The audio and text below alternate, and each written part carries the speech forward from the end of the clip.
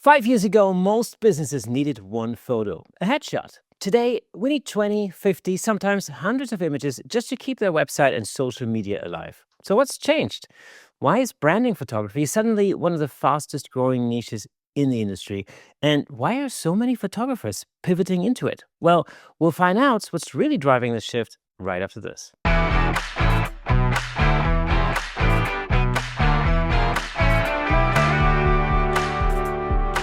Welcome to Camera Shake, where we bring you the insider scoop on all things photography and videography, giving you a unique opportunity to stay ahead of the curve. We'll spend literally hundreds of hours interviewing some of the most renowned photographers of our time, giving you access to knowledge and expertise you simply don't get anywhere else. As always, I'm your host, Kersten Luts, and if you're like me and you enjoy free podcasts and YouTube content, you can support the show by buying us a coffee over at buymeacoffee.com/camera shake to help us keep creating more episodes like this. Of course, absolutely no pressure. Just know your support really does make a difference. Oh, and did I mention the awesome Camera Shake merch over on camerashakepodcast.com? Well, if not, go check it out over there because everybody needs a Camera Shake hoodie, right? Now, without further ado, today's guest is a Oregon-based branding photographer and business strategist who helps entrepreneurs and companies tell their story through powerful visual branding. Her work goes far beyond just taking pictures, though. She helps clients create images that actually support their marketing, messaging, and brand identity. So today we're exploring the rise of branding photography, the psychology of being photographed, and why more businesses than ever are investing in visual storytelling. Please give it up for today's special guest, Miranda Kelton. Miranda, how's it going? Very good. Thank you. I am so excited to be here and talk about all of the things branding. Thank you so much for having me. What exactly is branding photography, and how would you define it for photographers who are only familiar, let's say, with headshots?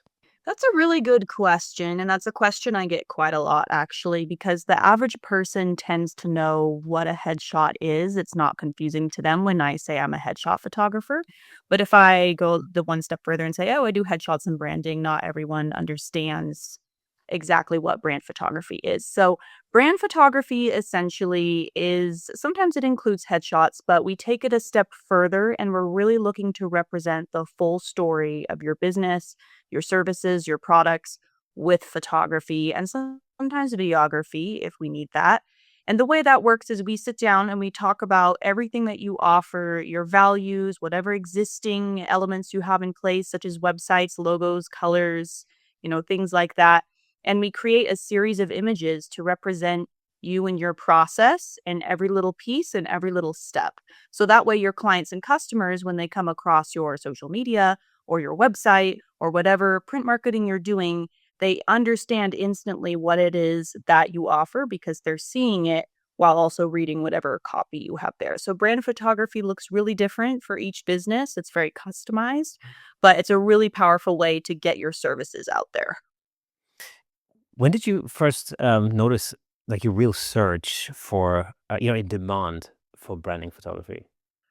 Um, it's been a journey definitely of kind of watching the market shift with content creation, right? Everything is so content based now, and social proof matters so much when people are researching businesses and they're trying to choose who they want to work with for whatever their needs are. So I think branding photography has become more and more important as things become more and more diluted and the internet is just so vast and there's so much to choose from no matter what kind of service you're looking for, whether it's something in your local community or something online. It can be really, really overwhelming to make a choice. And so the people who have strong brand photography really stand out above those who do not. And so I think the more social media becomes important with, new platforms like TikTok and things like that, the more people have wanted brand photography and realized that just one headshot to put in the newspaper isn't enough anymore. I remember a time when, if you were looking for a local business or something, you just grab the yellow pages, and you would open, Yeah. yeah, if you were looking for a plumber, for instance, you would look for plumbers. And then, of course, some clever clocks who basically call their business AAA plumbing or something that would show up at the very top of the column. But of course, now we don't search for businesses like this. Yes. Well, we just go on Google and pick up a website. So is that one of the main drivers? Is the fact that our search behavior has changed, and the medium that we use to search on is now a lot more visual, i.e., websites and so on and so forth. Is that one of the sort of the main drivers for that?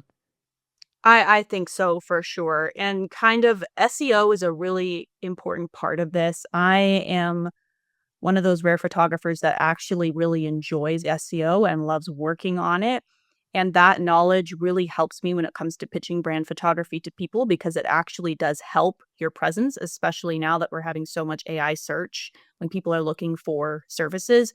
But yeah, you can't do the clever hacks anymore where you just name your business, photography near me and have it show up on top of the search results. Such a good idea. Actually, I didn't think about that.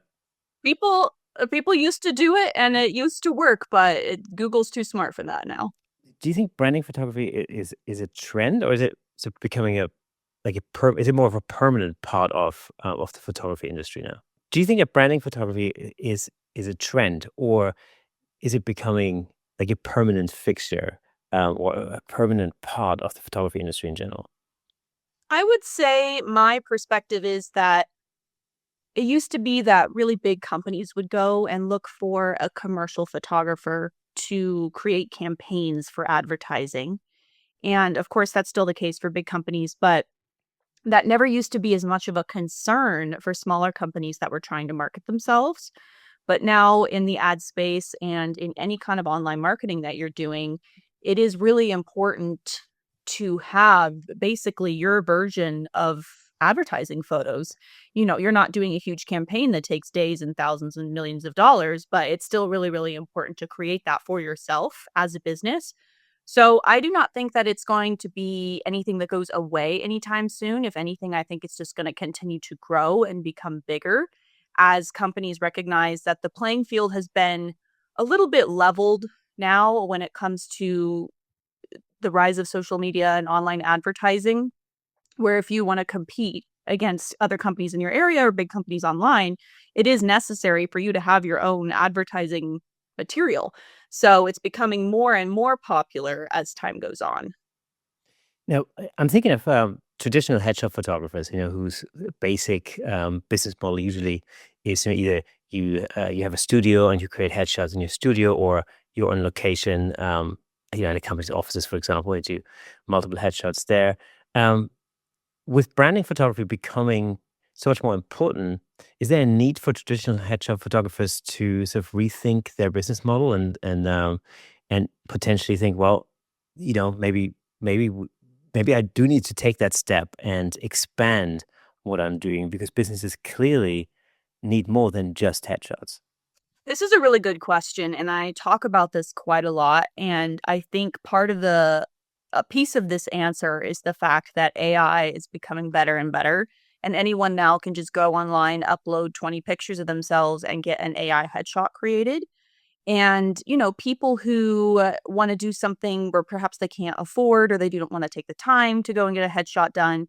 That's what a lot of people are doing now is generating these AI headshots for use on LinkedIn and things like that.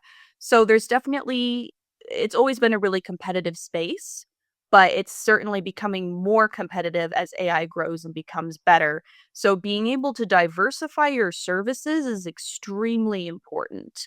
So my answer would be that yes, I think it's really important for headshot photographers to be able to have another set of services that they offer along with headshots, which for me has worked really, really well because it also helps with search intent, right? Maybe someone decides they want photos for their business, but they don't necessarily know that it's called brand photography. So a lot of people will find me by searching headshots for business website, pictures for business website, that type of search intent. And then, they'll come upon my page and they will actually inquire for a brand shoot when originally they were just sort of looking for headshots.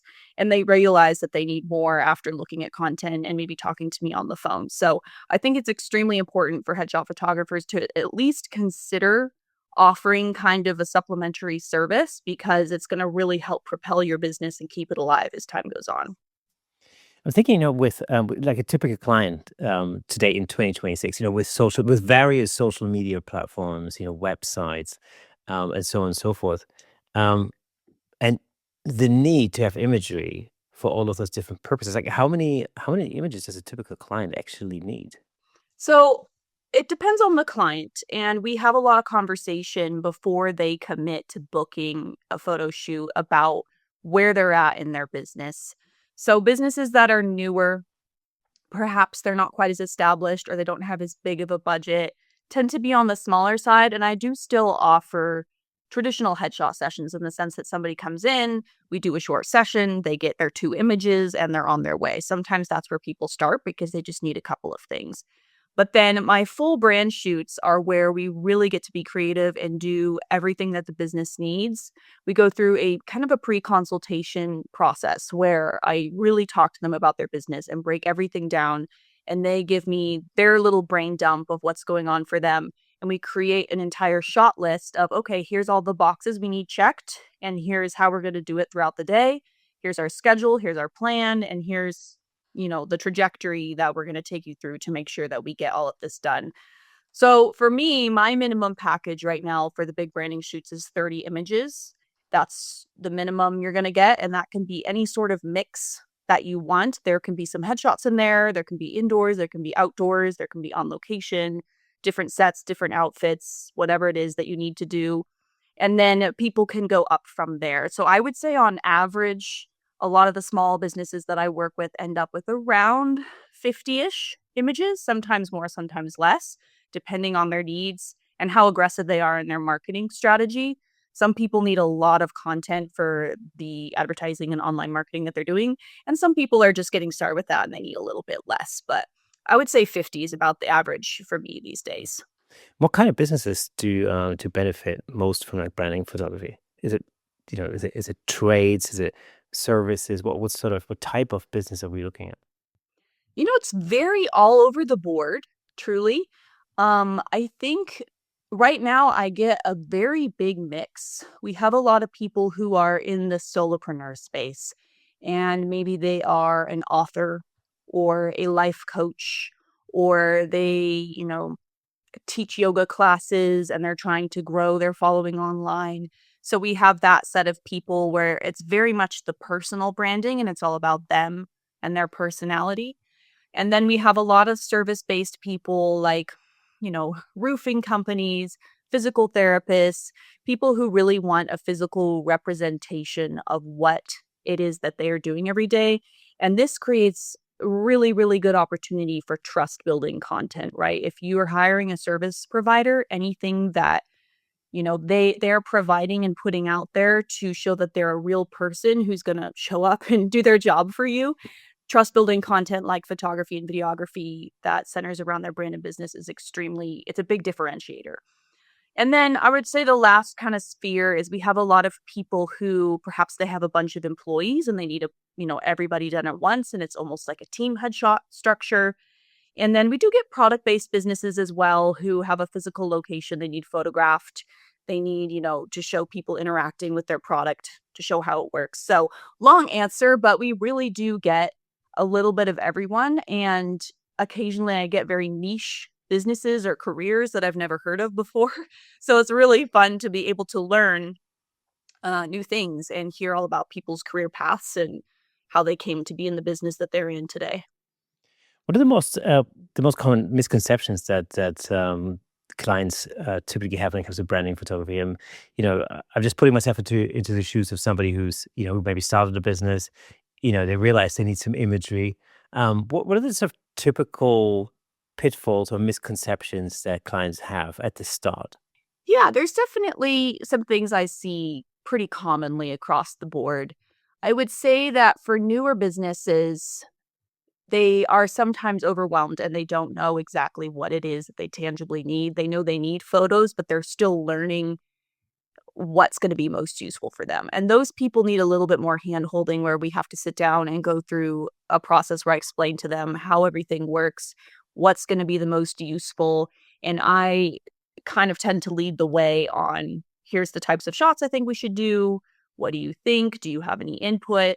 And then on the other the flip side, I have businesses that have been very established for a long time and they come to me with a full plan and they say, we need this, this, this. Can you do it? and I don't have to put in as much creative input to help them come up with ideas. As far as pitfalls go, I think people underestimate how important the pre-planning process is.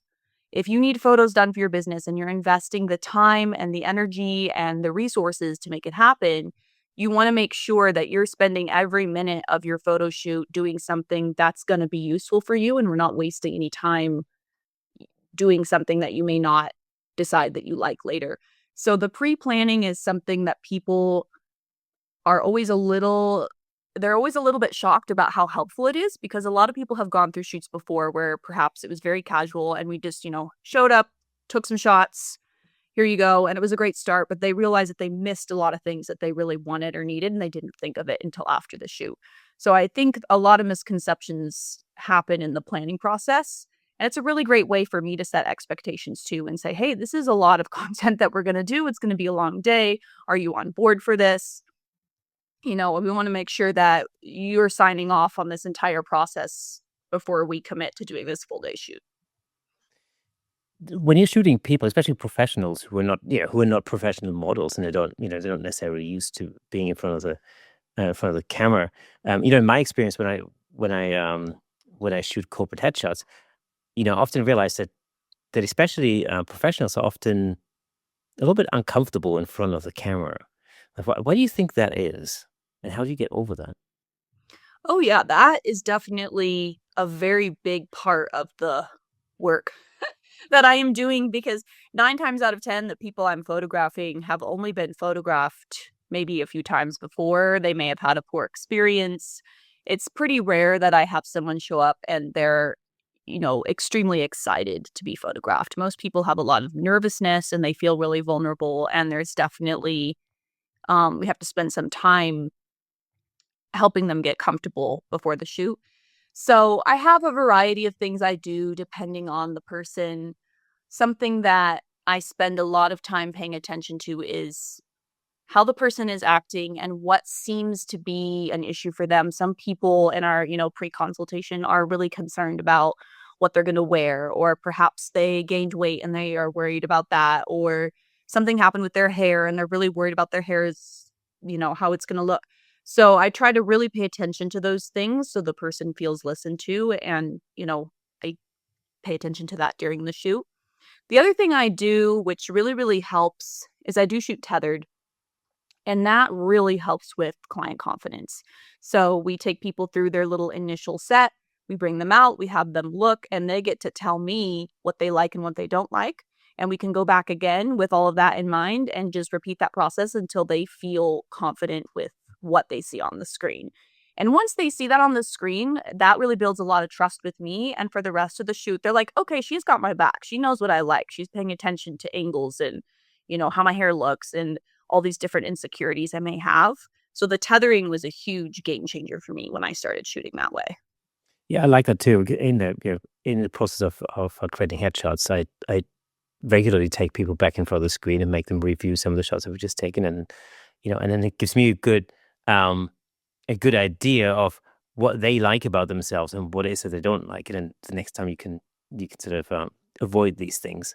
Um, what is it that makes somebody look confident, and yeah, and especially authentic in a photograph? Because I think that's probably, I can imagine, for most business owners, authenticity is probably although it might be like one of these words nowadays, but I think it's probably important to come across as like authentic, and confident. What is it specifically that makes somebody look like that? Hey, let me just jump in real quick to tell you about the amazing sponsor of this episode, Platypod. Platypod offers innovative camera support systems designed to unleash your creativity. With their stable, versatile, and portable solutions, you can capture stunning shots like never before. And I'm not just saying that. As the host of the Camera Shake podcast, I can personally vouch for Platypod's incredible products. They've become an integral part of the show. In fact, I'm surrounded by various Platypod products holding up lights, cameras, microphones, and so on. It's really helped to transform the way I make the show and the way I shoot at home, in the studio, and on location. But don't just take my word for it. Explore Platypod's website at www.platypod.com to discover their range of products, including the Platypod Extreme, Platypod tripod heads, and the brand new handle, of course. Make sure to follow Platypod on Instagram and Facebook at Platypod Tripods for exclusive updates, tips, and giveaways. By choosing Platypod, you're not only investing in your photography, but you're also supporting the Camera Shake Photography Podcast. Thanks again to Platypod, our amazing sponsor. Platypod, where innovation never sleeps. Yeah, that is a question that I get quite a lot too, is, I want these to not look stiff. I want these to not look posed. I want them to look as candid as possible. I want to look like myself. And a lot of people have come out of experiences in different shoots where perhaps that didn't happen for them and they were disappointed by it. And I think there's a few pieces of my process that to me are extremely important. And a lot of this is relationship building with me so that the client feels comfortable with me and they're not showing up for this big shoot and meeting me for the first time and, feeling just overwhelmed by everything that's going on. So not only do we always, have a conversation with people over the phone, I have the in-person meeting with them where they get to really get to know me and, be comfortable with me as a person. And then when we start the shoot, we have hair and makeup time. We get to sit there and chat for a while. So by the time they get to the actual photo shoot, they already know me and feel a little bit more calm than they would if they just showed up and were meeting me for the first time. Um, I have kind of a structure of shooting where I'm talking a lot. I'm talking a lot to this person and asking them questions and really paying attention to their energy and seeing their body language and reading what's not going well for them, right? And you can kind of tell, the first 10, 15 minutes of a shoot, nobody does that well because we're kind of figuring each other out and I'm seeing what's working for them and what's not. So getting the person to relax truly is a lot of conversation. So I will ask them just questions about their day, questions about their dog. How's this going with your business? You were telling me about this, and get them out of their head as much as possible. And if I'm noticing really stiff body language, I'll take breaks. Some people need more breaks than others. Some people stop breathing when they're being photographed because they're so nervous, and I can see that tension building up in their muscles and in their face. So if I'm seeing things like that, I'll address and say, hey, remember to breathe and let's shake it out and let's try this and let's take a break and, get some water. So some people pop into it really fast and some people take a little bit longer. But once they're able to settle in and feel comfortable and see the tethered photos, all of that kind of melts away. And that's when we're able to get into those confident moments where they really look like themselves and there's really good contact and the body language is perfect and they see it on the screen and they're like, oh my gosh, that's my favorite one. So it's a process for sure, but I love it. Yeah, one of the things I've realized sort of over the years is for some reason it's easier for me to make the client feel more relaxed if it's just me and the client in the room. When you have other people milling around, if it can become quite sort of nerve Oh, yeah. wracking, and also distracting to an extent. How do you do that? Do you have a team around you, or is it just you and the client? Or what works best for you? Yeah, that is a very good point as well. We always start in the studio, and that's the most controlled environment.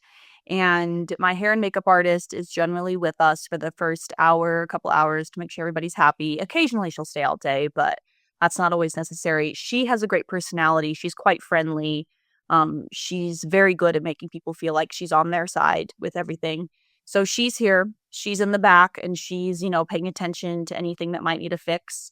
I do have an assistant that I will bring with me on shoots. Oftentimes I'll bring them in a tad bit later. So that way there's kind of a tiered amount of people and they get used to my makeup artist and then they get used to me and my makeup artist and then they get used to my assistant being there as well. And it's a slow build. It does also depend on the person as well. Some people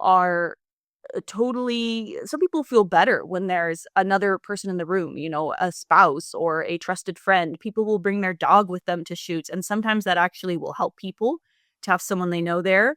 But then, of course, there's people that are like, I don't want anyone I know here. It's going to be too distracting. So again, it does depend on the person.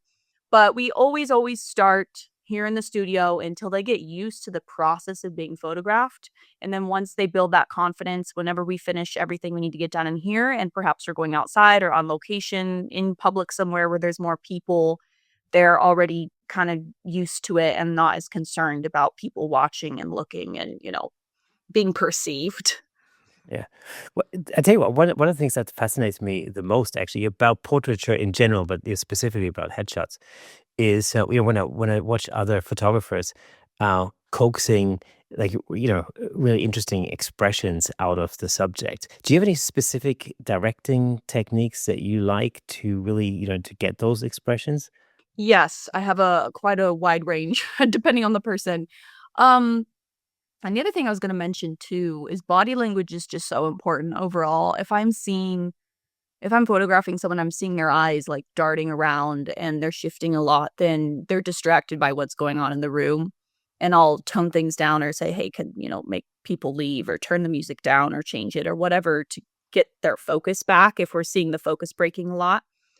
For posing, yes, I have spent quite a lot of years learning and experimenting and working with an extremely wide range of people. And I think the most important thing to do is to really recognize the person's energy when they walk in the door. Like, are they excited? Are they happy? Do they seem really nervous and worried? Do they seem a mixture of all these things? And being able to meet them where they're at. Some people come in and they're very closed energy, and we have to kind of bring them out of their shell. And some people come in with a big, loud energy, and we have to like contain it down a little bit. So that is always a really interesting process for sure, being able to kind of meet people where they're at and then take it down to the level that we need. When it comes to posing, we're looking for symmetry, right? On a technical standpoint. And with headshots, this is super important as well. Everybody has a different mobility, and they may have bigger eyes, smaller eyes, they have scars, they have different things going on. And we're looking for ways to shift and minimize things that they're uncomfortable with. And a lot of that is just technical posing knowledge. And again, with the tethering, I'll be having people pose and act in certain ways, and they may not quite understand it, but when they come out and look and I show them, they create a muscle memory and they get it. And then when they go back in for the next set, it's a lot easier to kind of build on that and have them do more and more advanced poses and different types of expressions. So, um, I can be more specific if you want me to, but that's kind of the overview of how I approach a client. Yeah, I love specificity when it comes to posing because it's one of these things I'm really interested in. Generally, I find it's interesting because Mhm.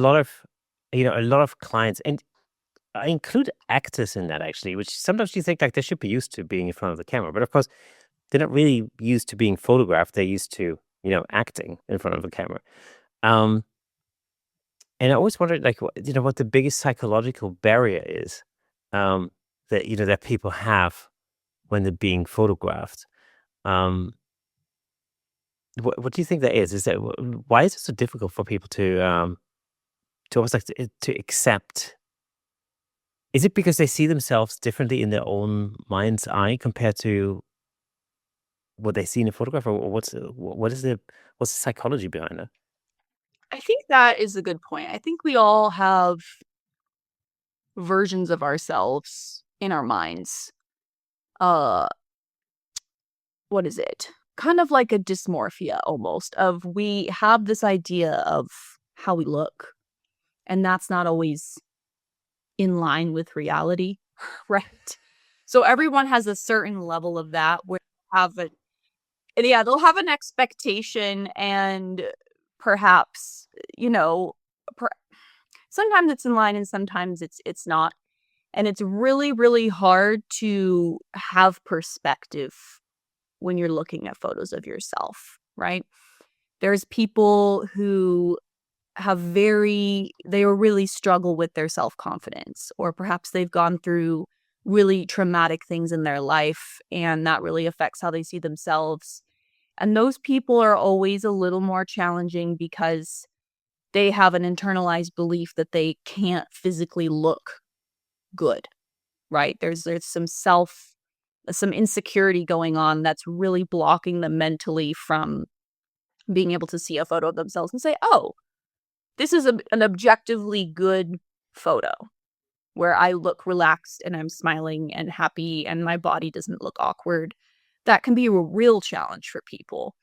Um, and I think that's one of the most special things, honestly, for me, is I do think I've really built an ability to help people take the next step out of that. Maybe they are not going to suddenly have like an extreme amount of self-love walking out of the studio when they had none walking in, but getting people to a point where they're like, "Oh, this is better than what I've had before. This is a step up from what I've had before."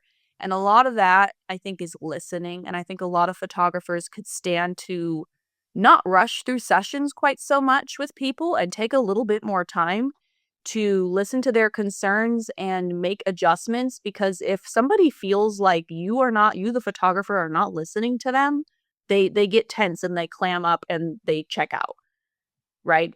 And that really affects people's psychology because they feel very under a lens, for sure, under a microscope, really, where every single little flaw can be seen in high resolution on the screen.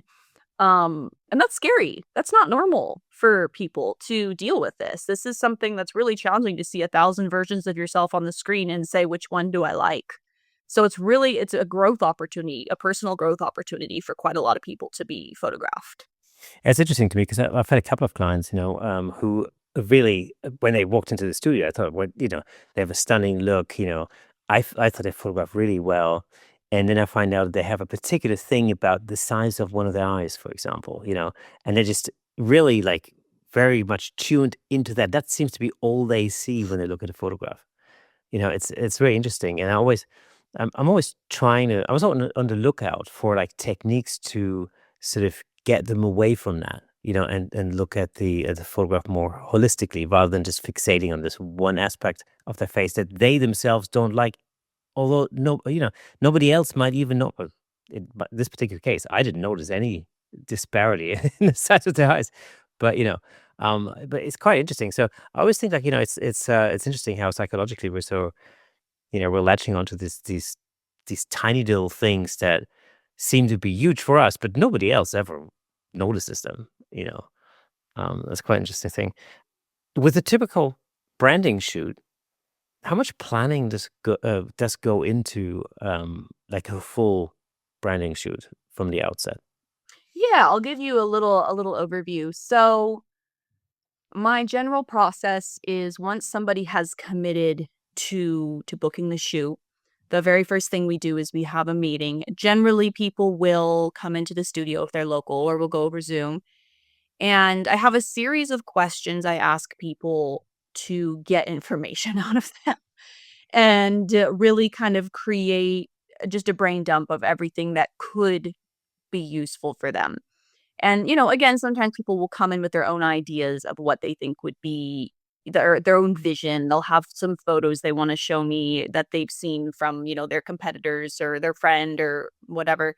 And we'll talk through everything and just get it down on paper, take some notes. And then we'll go through and kind of prioritize, here's what's going to be the most useful and important for your business. You want to have, let me think of an example, because I think it'll be easy to use a specific example. Um, I just did a roofing company a couple months ago, and it's family owned. So there's a husband and wife that own it, and they both have different roles in the company, and they have their own, series of things that they go through with their clients. So I asked them about that. I'm like, tell me the entire process your client goes through, start to finish. Like, how do you start? How do you finish? What's in between?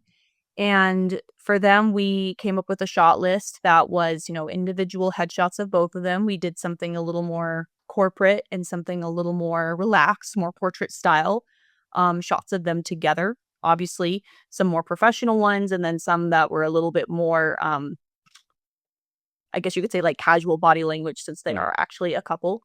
And then we went to a home. We found a home, and did some shots of, them taking the pictures of the house and them climbing up the ladders to go on the roof and them inspecting the roof and going through their process. And then some pictures with a model who functioned as, the client for the house, where they're showing the client, here's your options, here's the different types of roofing materials, here's all this different stuff to choose from, here's your proposal, showing them really interacting with the client in that way. And then they chose to do a few family photos as well at the end of the shoot because they wanted to, show that they're a family business. That's super important to them. So the two of them and their little son, we did some family photos at the end. But that's kind of a basic overview of how it works. Is we start with the content you need, and then I on my end will say, okay, in order to accomplish this, we need this many people to function as models. We need this type of location. We need this other type of location. And then I'll create a schedule for the day based on everything they want to do, driving time, when sunset is, who's available when, all of those things. So it's quite an involved process, but I do my very best to take the brunt of the work so that they can not have to do it themselves, and they get to just show up and focus on, here's what we're doing today. She's got it. She knows when we're done with the shots, and she knows when we have to go to the next place. So the pre-planning is super, super important to make sure that everybody, knows what to expect and how long everything is going to take. The thing I love about really great branding photography is that it sells, not sells, but it tells a story, of the business and maybe the values of that particular business. You mentioned, some businesses are very proud of the fact that they are family owned and family run businesses. Other businesses might have other values that are more important to them. What role does that storytelling play in branding photography? I'm just thinking from the perspective of a headshot photographer. I try to tell the story of the subject or of the client through posing and lighting, for example. A good example is always, I would shoot a divorce lawyer completely differently from a doctor, because of what they do um, and so on. How do you tell that story of your client? Is there like a series of um, what's the word? I'm trying to think of the word. Pre-sessions? Like, do you meet with them several times before the actual shoot? Normally, we only meet once in person, but we have a series of check-ins leading up to the shoot, where it's mostly me saying, "Hey, do you need support with anything? Do you need help with picking out outfits, or is everything, do you feel good? Do you feel ready?" But I think there's a visual aspect of the branding that is really important because some people want like a very dark and moody style, right? Or maybe they want black and whites, or they want really shadowy lighting, or it's really important to them to wear a certain outfit for a certain, shot that they have envisioned in mind that they're going to use for a certain thing. So we do a lot of visual work as well because it's so hard for people to put into words what they want visually sometimes.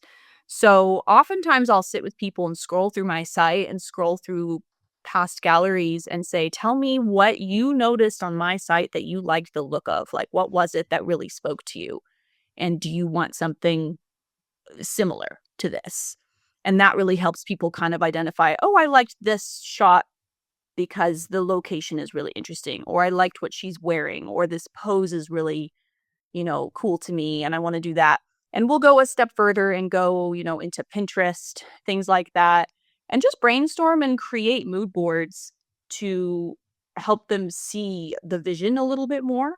So then when we go into the shoot, we can tell their story for their brand in a way that makes sense, right? Because, I work with a lot of realtors. I have a ton of realtors, and I never want to copy paste a session for a realtor, right? Because they don't want to look like all the other realtors.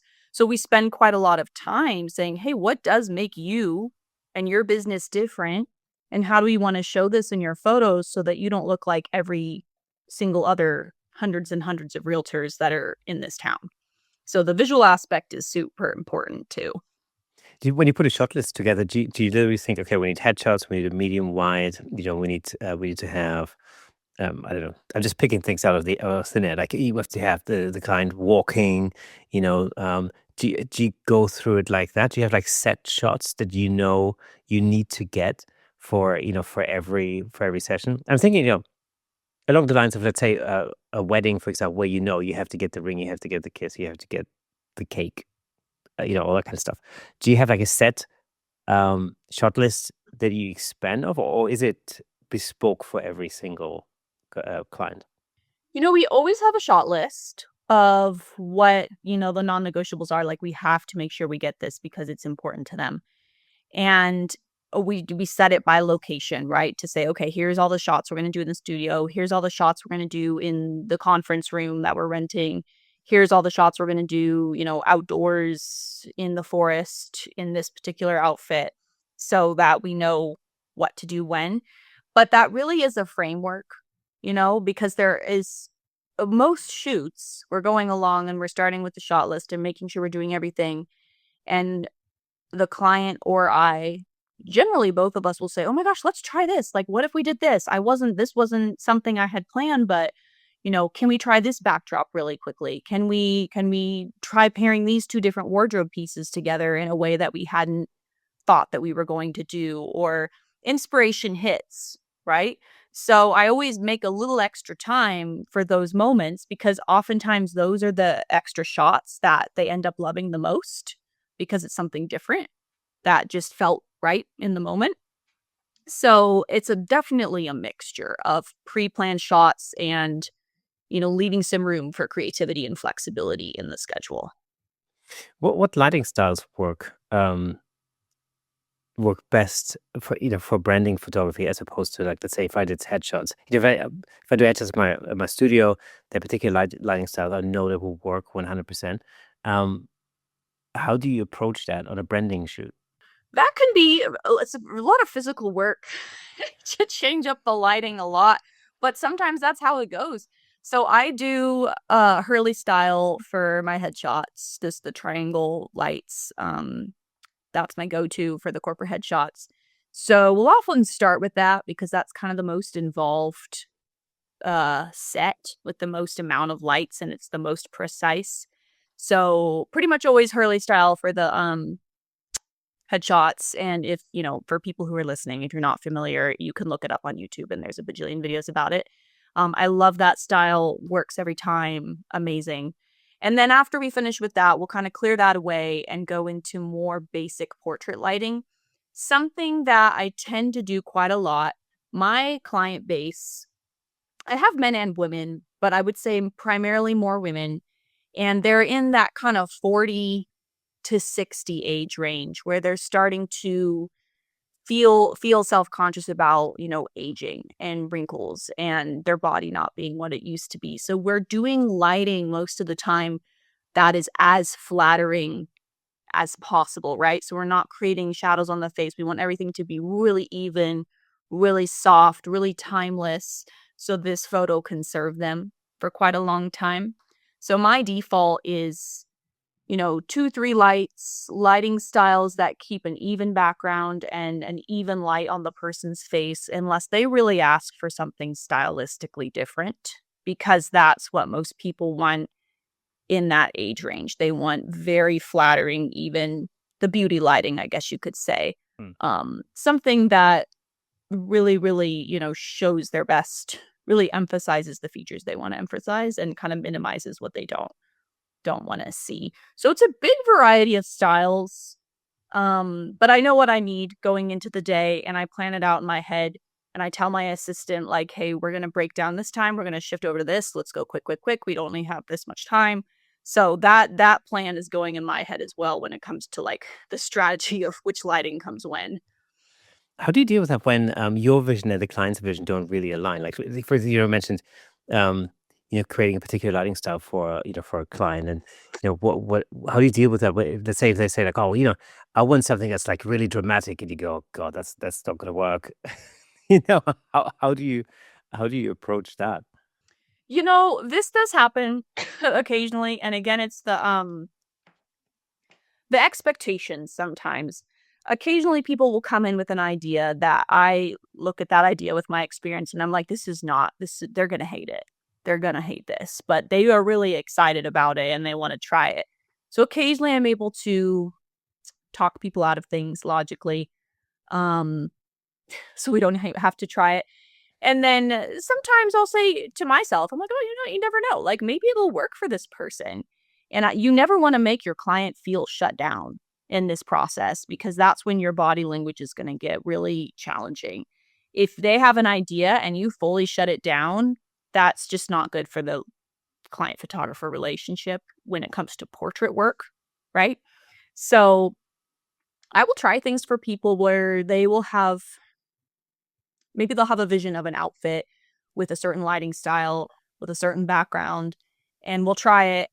And I will be looking at the screen, not liking it. And I'll say, hey, I want you to come out and look at this and tell me how you feel. And not come into it with bias on my end. And 9 times out of 10, they're like, oh, I see that you did what I asked for, but I don't like it. And I'm like, okay, just check it. Just check in to see how you feel. Cause, we want to like let them lead a little bit. But generally too, in the pre-planning process, I set expectations where I say, hey, if you want this particular shot, we can do our absolute best. But I want there to be a little bit of non-attachment here, because there's going to be times where you have a shot idea and you thought it was going to look so amazing and you're going to hate it. And then I may come in with an idea and say, hey, let's try this. And you don't feel like you're going to like it. And you may end up loving it. That happens almost every shoot, where some shots just didn't work out and some shots were great. But I mean, I'm very lucky in that my clients have so much trust with me when we're going into the shoot that I rarely have a situation where somebody is truly like, very rarely, like angry and upset during the shoot. That is not something that tends to happen for me, because I really, really pay attention in the pre-booking process. Or I'm like, if this person seems like they're a walking red flag, perhaps I'm not going to be the best fit if they have unreasonable expectations. So, I mean, I think the pre-communication helps with that as well. And then making them feel listened to, showing them the result. And then if they like it, great. If they don't, we'll move on. Have you ever told a client that, this isn't going to work out, and so send them on their way? Yes. I'm not afraid to do that. Cool. Um, You learn the hard way one too many times, and sometimes you just gotta say, hey, like, I'm not the right photographer for you. I'm so sorry, but like, I can't, I'm not the right fit. Sometimes people just have an expectation that cannot be met. And those are the ones that you have to just send, bless and release. To be like, we're not, this can't be done. But I'm very lucky that I have an amazing hair and makeup artist who is also quite good at listening. And part of the trust process is when we're doing our first set of shots, we're not only discussing about what they like from the photography standpoint, but I say, look at your hair, look at your lipstick color. Do you like the amount of eyeliner you have? Like Christine, my makeup artist, is not going to leave until we get verbal confirmation that you're pleased. This is really important to us, that we're not going to go through an entire shoot if you secretly hate your hair and makeup, because I don't want to hear it after the shoot if that's the case. So there's a lot of checkpoints. There's a lot of checkpoints where I'm like, okay, like I need confirmation that you feel good about this. And I've learned the hard way that if you don't check in with people, sometimes that'll fire back on you, where they'll be like, I felt like I was forced into XYZ, and we never want to have that happen. So again, that's like maybe once a year I have someone that really pushes it, but for the most part, people tend to be really, really great. That was branding photography. The thing I tell you what, the thing that fascinates me when I look at your work and look at uh, other branding photographers' work is that there seems to be this consistency across a whole range of shots, and the shots themselves might be quite different. Um, how do you go about achieving that? Do you decide on a color scheme to start with, or what is it specifically that you do to create a consistency across like this variety of shots? Yeah, that's a really great question. So my personal style is quite true to life, true to color. I do not do a lot of stylistic, um, like color toning unless I'm asked to. Also, the things I put out there are certain sessions that I did for a client where perhaps I edited it a little differently than my style would be, because that's what they wanted. And I may choose never to share that session because it just looks jarring, right? It looks different than the majority of my work.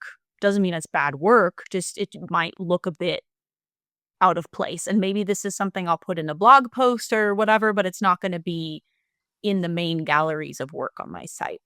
But keeping things really, really true to color, true to life, very even lighting. We're not too overexposed. We're not the bright and airy. We're not the dark and moody. I'm right in the middle. And I get quite a lot of people who come to me because they like that, because it's not trendy. And with branding photography, it can be important to keep that in mind. Where if you're investing your time and money into a big shoot, you want to make sure that you're not going to be bored of these photos, within 6 months, because perhaps you did trends and you wore trendy clothes and you did, really crazy trendy makeup or hair or whatever it is.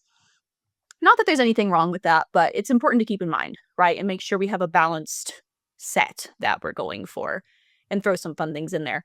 But yeah, for me, keeping the edits really, really similar across the board has actually really worked in my favor, because a lot of people do want that. They want plain, they want simple, they want it to look realistic, and they're not necessarily looking for, extremely editorial work to market their business. You mentioned trends. How do trends come into it? Do you have to always be on top of what the latest trend is, or is it advantageous to just basically ignore them altogether and just find something that specifically works for a specific client, or are there trends that sort of shape what people want and what works well across social media, for example? I'm thinking. Yeah, the trend thing is interesting because I'm not against trends in any way. I just want to make sure people feel like they've spent their money well, right? So oftentimes in our shot list, perhaps somebody will have a creative idea where they're like, oh, I want to do, I want to wear an all white suit on an all white background on a white stool and do this really fashiony pose because I want it for myself or for a particular, thing that I'm doing. And this is more trendy, and this is like a lot of things. People will be doing things on Instagram and they'll all copy each other, right? Yeah. So the photography trends, they come and go of the lighting styles and everything. So we'll make time for a couple things sometimes. I'm like, hey, if this is important to you to have this fun creative shot, we can totally do it. We can make room for it in the schedule and in your day. We just don't want everything to be so trendy that you feel like you're gonna tire of it at a certain point. I find it often as a photographer, I look at certain trends. Half the time I'll probably go, I'm not interested in that because maybe I think it's tacky or whatever. But there are occasions where I think like, this is actually quite interesting. I want to try that out and see if I can learn from that, in a way. So on a personal level, always sometimes I like to what's the word? Backwards. What's the word? I sort of backwards engineer. When I see like a certain trend emerge on Instagram, for example, I like to Reverse engineer. reverse engineer. That's the word. Yeah, I like to reverse engineer it so I can work out how it's Yeah. done. And then what happens often is that I take elements from that and use it in client work, for example. But do you do that? Do you look at Instagram and go like, oh, I like this. I wonder if I can recreate that a little bit, just as another weapon in my armory, so to say. Oh, totally. It's important to learn new things just because I get bored doing the same thing over and over Yeah, sometimes. but that's the thing. Yeah. So if a client is down for it, yeah, I'm totally happy to try a new style or something different that perhaps I haven't done before. I'm always kind of tweaking things to get better or to just find a different approach. And kind of I mentioned it back at the beginning, I'll get these very niche businesses sometimes that can be a little harder to understand. Like it's over my head a bit. For example, I have a client who's had a few shoots and she does past life regression coaching, astral projection, very like kind of concepts that are hard to concretely understand. So all of the types of photos we've done for her have been very, not my normal thing, right? Like very moody, very mystical, very mysterious, lots of shadows. and we did a shoot for her in a cave, which Oh, was crazy. Like, it's I funny you had mentioned. to learn It's funny you a mentioned lot. cave. I've literally just spent. Yeah. I literally just spent a day in Ireland shooting in a cave, 2 days ago. Yeah, Oh, no way. yeah. The funny thing was, Yeah, it's very cool, but it's very different. it's very different. The funny thing was, it was raining outside to start with, then it stopped raining outside, but it was still raining in the cave. So that was different. Let's put it this way. Um, Um, I want to talk a little bit about the marketing aspect of branding photography. Because obviously, Mhm. the main purpose of brand images for any company or any business is marketing. Um, so when it comes to a branding image, what are what are the elements that turn a good photograph um, into a strong marketing asset for a business? That's a really I love this topic because I have my own approach to how I market myself, and that plays in oddly. I had a business coach for a while to help me, with my business. And she called me out a couple times and she said, "How do you expect people to buy 50 images from you when you don't even have 50 images of yourself that you use in your marketing?" And I said, "Oh, okay." She was right, and it kind of helped me. You want to lead by example a little bit, I think. And this is the world we live in now, which I know a lot of photographers don't love, how much marketing we have to do ourselves and how much face time we have to put out to stand out from other photographers. Anybody can do amazing work and have an amazing website, but people get hired based on personality and connections at a certain point, right? Like that's the differentiator a lot of the time. So this is something that I talk to my clients about quite a lot for themselves to be like, "Hey, in my experience, here's what speaks to people, and here's what I have seen work in your industry, and here's what I have seen not work in your industry, and let's create kind of a plan, for how you're going to use these photos." Because the way I structure my packages too is everyone has control over the photos that they end up with. We physically pick them out together and we talk about it as we do it. After the shoot, we meet up and I do in-person sales. So we meet up and we're going through their curated proofing gallery essentially.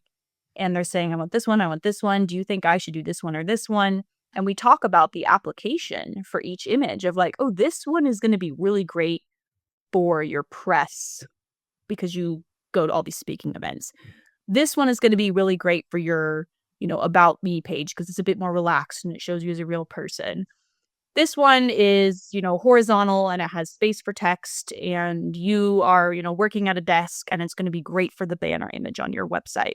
And so we're picking things with specific usage in mind. And when it comes to the hands-on stuff, it's not so much portraiture and it's, people actively doing things. A lot of it is, okay, what are you pushing this service more? Like, say you're an acupuncturist and you just started offering, you know, cupping, right? With the fire. And it's like the Chinese cupping. I mean, it's hard to explain if you don't know what it is. Yeah. Say this is a service you want to push more. It's a scary thing for people because it's a whole process of like you have this glass cup and they put the fire in the cup and then they're putting it on your skin. So we're doing photos that show what that looks like, and that way people can land on your website and say, "Oh, this is what I'm in for." And this makes it less scary, right, to see this service. So part of it is, client education purposes if you're really trying to push certain services or products in your business. Part of it is storytelling of like, here's the holistic amount of things that we offer. And part of it is, you know, for specific ad campaigns or for specific purposes, like maybe the person has an online course coming out and they need photos to use in their slideshow and for their online ads and whatever marketing they're doing. And we're creating something with that end goal in mind. So it's very custom to each person how each photo gets chosen and picked. Um, And again, there's a whole process we go through, but the goal for me is that they're ending up with a gallery where they have a use for every single photo and they do not feel like they paid for something that they don't like or that they're not going to use and is an asset for their business. Why can branding photography be such a profitable niche for photographers? Especially, I mean, I'm thinking, we talked about headshot photographers, for example, who are realizing that, they need to push their business a bit further than just doing headshots, and maybe they're thinking going into branding photography and expanding in that way.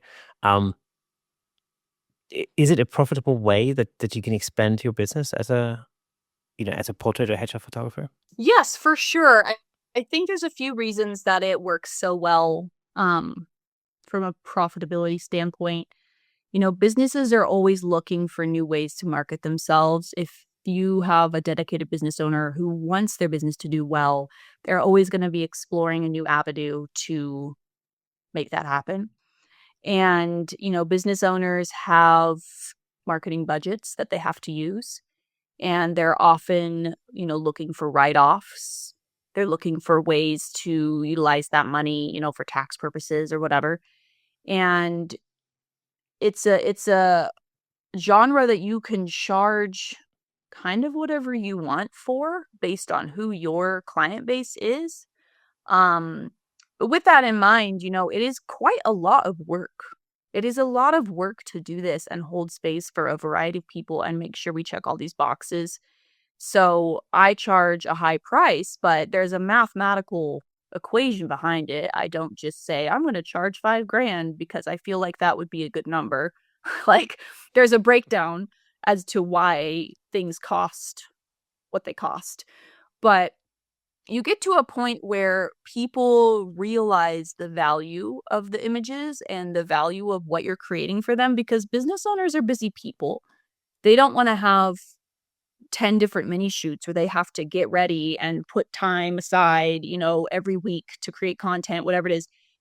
Most people enjoy the one and done of like, we're going to do all these different things in one day. We're going to do headshots, we're going to do on location, and we're going to bring your dog at the end, and it's going to be great. So people love that. It's very effective for them and for their time. How do you charge? I mean, how do you price it? Because earlier you mentioned, you do a package that say has 50 images in it. Do you price it by the amount of images, or how does that work? Because obviously, pricing structures when it comes to headshot sessions to me is like a natural, but I'm trying to understand how you would structure that when you're doing all of these different things. So how does that work in branding photography? Yeah, there's a way I have it structured for my brand sessions specifically. And the way I have it structured right now, and this has been working really well for me, is I have a base package. And if somebody wants to sign up for the full brand shoot where we're doing different things, they have to do the base package.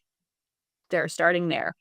And the cost of that package accommodates for my makeup artist, my assistant, my creative time, um, the resources that I provide people. I have a lot of resources I provide people to help them on their end with wardrobe and planning, the pre-shoot meetings, the mood boards, the shot list. There's an inherent cost for that.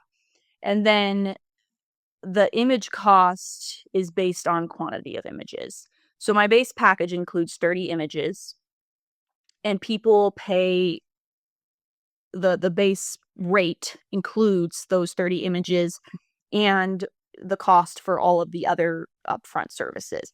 And if they want to add on more, like say they want to rent a location that costs money, or they want to bring another person that wants hair and makeup, then that's just a line item on their basic invoice to make sure we're covering our costs, right? And so this number is the minimum number I want to make for a brand shoot. Like, I don't want to make any less than this. This is what is worth it to me to show up and do this. But they have upgrade options. So the in-person sales process that happens after the shoot, I have already gone through their photos, taken out the blurry, the eyes closed, the 20 that look the same, whatever it is, and created a curated gallery for them to choose from. We go through and pick out what they like. And at that point, they get to choose if they want to stay in the 30 or if they want to upgrade to a higher level of images. And there's an extra cost to upgrade from 30 to 50 to upgrade from 30 to 75. Maybe they want to add on some wall art or something like that if they mix some personal photos in there.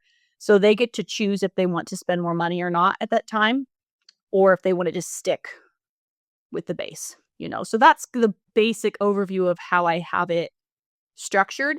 And I do set expectations for people again. So say somebody comes in and they say, "Hey, I'm going to do your minimum package. This is my budget." But then they tell me they want, so much content that it would be a 9-hour day. And then I'll say to them, "Hey, we can do a 9-hour day, but I want you to know it's not going to be 30 images. Like, you are going to be in a higher package, and it's your choice if you want to, expand your budget a little bit, or if we need to make some cuts to your day." And people tend to have a good understanding. They'll be like, "Okay, I see. Like, I see what you mean." So that helps me from not like doing work that doesn't get selected or paid for. If that hopefully that makes sense. Yeah, absolutely. What are the sort of most common mistakes that photographers make when they're trying to enter into the branding photography market? I think they underestimate how important it is to be a resource for your client sometimes. If you're going to do this as a one-man show, people are going to have so many questions. They're going to have so many concerns. And it's not like, say you do family minis where everyone's done family photos before and you just show up and you do family photos and, there's not a lot of outside work other than the editing, process. Um, it's a production. It's truly a production. It is a small scale production. And if you want people to be happy with the results, then there's not really any escaping that. So knowing that you need to be willing to put yourself at a price point and allocate the time for the clients to make sure that you're creating work that's even useful and that you yourself are taking the time to understand their business. That's another pitfall, I think, is a lot of people have just like a rotation of types of photos they do. And if you want great work to come out of this that's usable, you have to do your best you have to research the niche, research the person's business, and make sure you understand what it is to the best of your ability. And that's going to really make a big difference when it comes to the final photos, because you're going to be creating an accurate representation of their service and their job.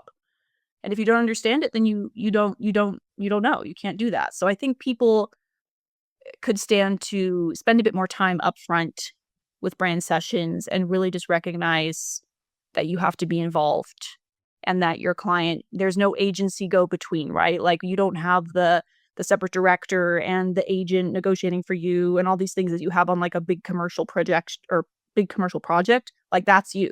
That's on you. So you got to be aware of that. I'm thinking if for anybody trying to get into branding photography, um, what are the important things to consider when you're trying to market yourself, to potential clients? Like, how do you land clients if so far maybe you've only shot portraits, or headshots? Um, where do you find clients for branding photography? I'm so glad we're talking about this. I hoped you were going to ask a question about the marketing aspect from the photographer's standpoint. I've tried a lot of different things just to see what works and see how it affects the types of clients I'm bringing in, you know? And as my business has grown, I've adjusted strategy quite a lot to, focus on what works. My number one source of new business these days is Google, because I've done quite a lot of work to have a great SEO strategy and presence. And something I've spent quite a lot of time on is creating educational resources that people can access on my site, blog posts, videos, examples, explanations. I've done for myself what I am doing for other businesses. And I think a lot of photographers miss that you need to like view yourself as a client sometimes and be like, okay, what am I missing? What am I not putting out there for people to understand about this process. And that's a big mix of things because people come and they learn in different ways. But, if you go on my site, I have videos about all the different every question somebody could have. I have blog posts about, really specific things like what are props, how to pick props. Here's different types of props. And, I'll refer back to things for people throughout the planning process so that they feel really supported. And point being is I have won bookings over other photographers because of the educational material that I have out there. A big piece of it for me right now too is my number 2 source of people is referrals and in-person networking. So client care, do a good job, like show up and do what you say you're going to do because people will talk. And if they had a great experience, they're going to go out and be an awesome ambassador for you. But if you drop the ball, especially if you're in a community where, maybe it's a little smaller, people will know. People talk about these things. So networking has been absolutely integral for me. Just being able to be out in the community consistently and be a trusted face and a trusted source of knowledge for these types of things. So we can't all just hide behind our computers because social media is so saturated. There's only so far you can go. You have to do things like podcasts and, going to networking events, whether it's industry events or, business owner events in your community.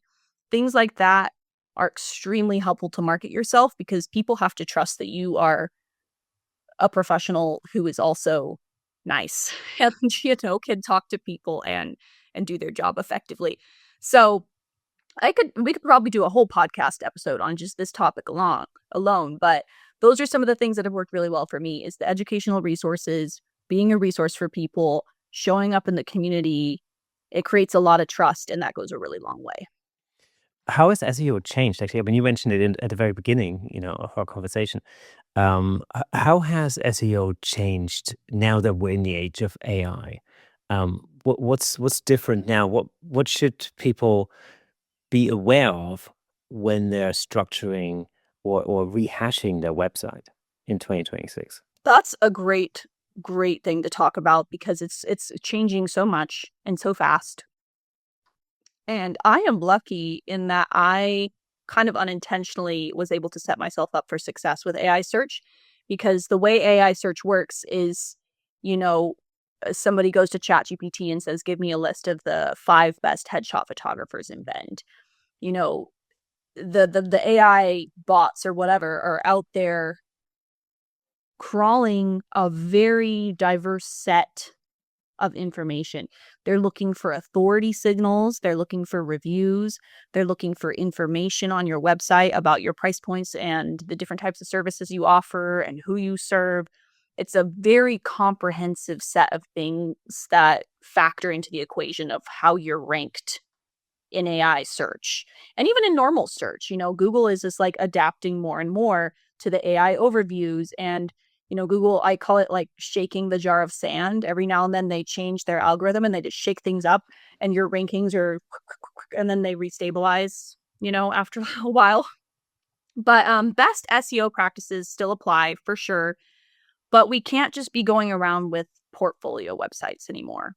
If your website is just galleries and an about page, you're never going to rank with the people who have taken the time to really build things out and create those backlinks and put FAQs and search for, really stay on top of getting client reviews, posting on your Google business profile, making sure that's accurate.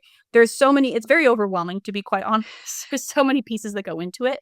But I would say the main takeaway is we can't just be doing portfolio websites anymore. That's not helping any of us at this point. So the Google business profile is actually an interesting thing because I often think about because I do nothing on my Google business profile, which I know is a big mistake. You should. I know, and I know it, but for some reason I don't know, I don't know why. How effective is that actually? I mean, does it? Should you spend if you had 2 hours of time to work on your website? Should you spend that on adjusting the SEO on your website, or should you maybe spend that on the Google business profile?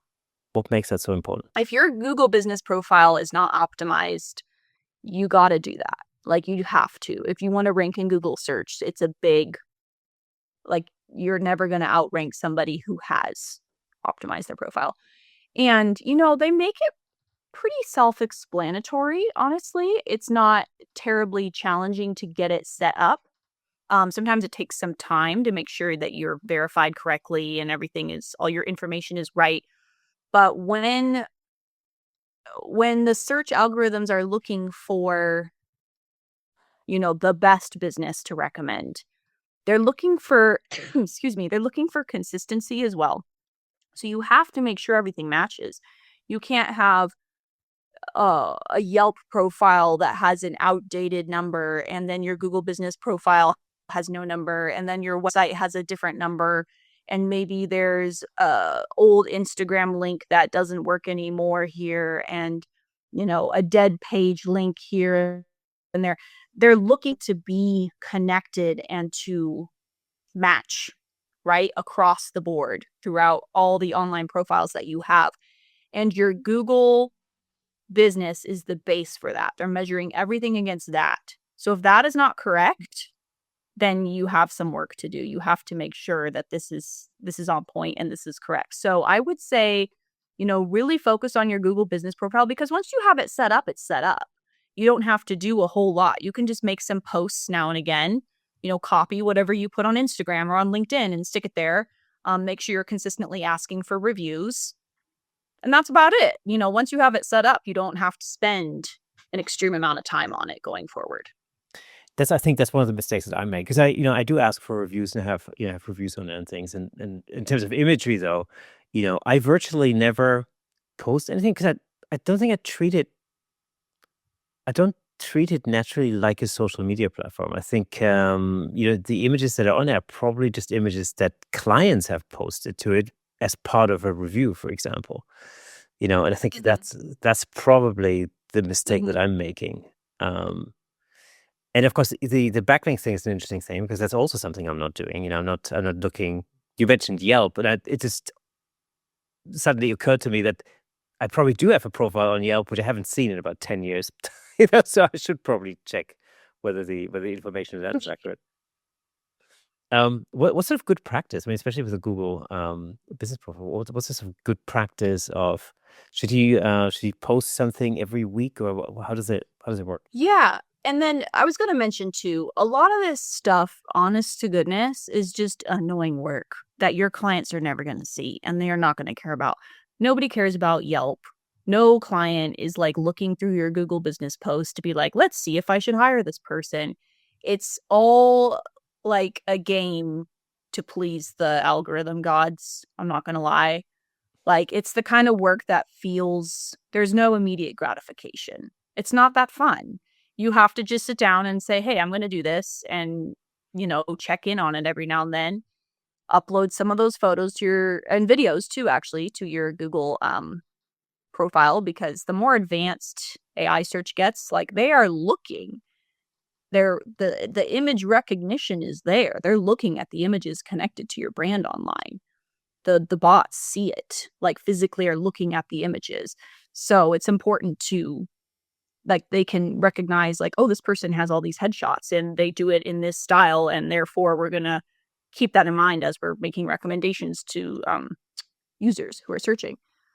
But when it comes to posting strategy for Google, I honestly just consistency is, I think, what's most important, because Google rewards activity. So if you suddenly upload like a bajillion posts and then don't touch it for a year, it doesn't help you that much. But you can schedule posts on Google Business now, which is cool. I mean, I would say I post probably once a week on average, because essentially what I do is I will take a selection from what I'm posting on LinkedIn or on Instagram and just copy paste it over. I'm not creating content specifically for Google My Business ever. It would actually be interesting to talk to some people to see if that's a strategy that works whatsoever. But so much of it is just about keywords. And if you're already doing a really good job of writing keyword-rich captions that, are generating interest on other social platforms, you can just copy and paste it over to Google and they read it and they're like, great, this is on point. And that helps you stay consistent in your ranking. I mean, consistency is one of these things, and I think that's probably one thing that most or a lot of photographers would, naturally struggle with is to keep it consistent. Should you do something like, I don't know, Marketing Monday? So, where you basically say every Monday is my marketing day. Does that help, or or am I too optimistic when it comes to that? No, that's truly what I do. I have my Monday set aside for admin uh and marketing tasks. But I have a really specific calendar, having a studio where I have multiple team members, I have to do my best to be structured. So there are certain days of the week that I have set aside for shoots. There are certain days of the week I have set aside for client meetings, things like that. There's certain days of the week where I'm like, okay, every Friday I'm doing this dumb task that just has to get done. The first, second of the month, I'm, doing this task, uploading all my reports to my bookkeeper. That has to get done. So I operate well under a schedule. I'm a to-do list person for sure. But I do have every Monday, I kind of set aside some time to be like, okay, what are we talking about? What are we doing?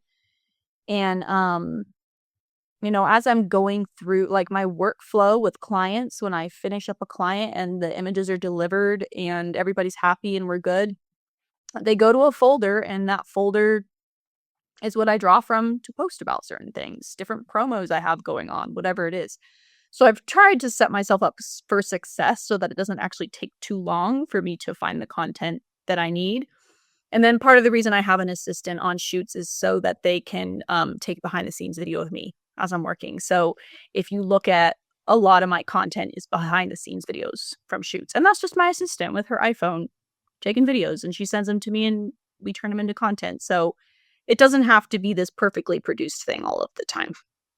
It's interesting that you mentioned video because that was actually going to be my next question, or also the last set of questions for today is the importance that video plays, in branding photography. I mean, we've been talking about sales photography predominantly, but of course, businesses do need video content, especially across online, whether it's social media or even on a website. Does that come into it? Is that something you do? Is that something that photographers should really look into hard? Because I know that the barrier between stills photography and video often is almost like this insurmountable chasm for a lot of photographers that just can't seem to make themselves take that leap into video. Is that important? Is that something that photographers should do? What's worked well for me, because kind of from a logical standpoint, like we're one person. We can't do photo and video like at the same time for a client on a shoot. So the strategy that's worked well for me is I have a videographer that I work with here in town, and he has done a lot of work for me personally. So if you go on my YouTube channel there, the grand majority of videos on there, the produced long format ones, he has done, and we work together to create them. And he will come with me on shoots when the client needs video and we have the time and they have the budget, and we work him into the schedule, and he'll create a series of B-roll content for them to use in their marketing. If they want something more produced, then we'll roll time in there for that occasionally. Sometimes this turns into a 2-day thing because the lighting for video and the lighting for photography are not always like the same in a set. So I have outsourced this. I have 0% interest in learning videography myself. I really do not.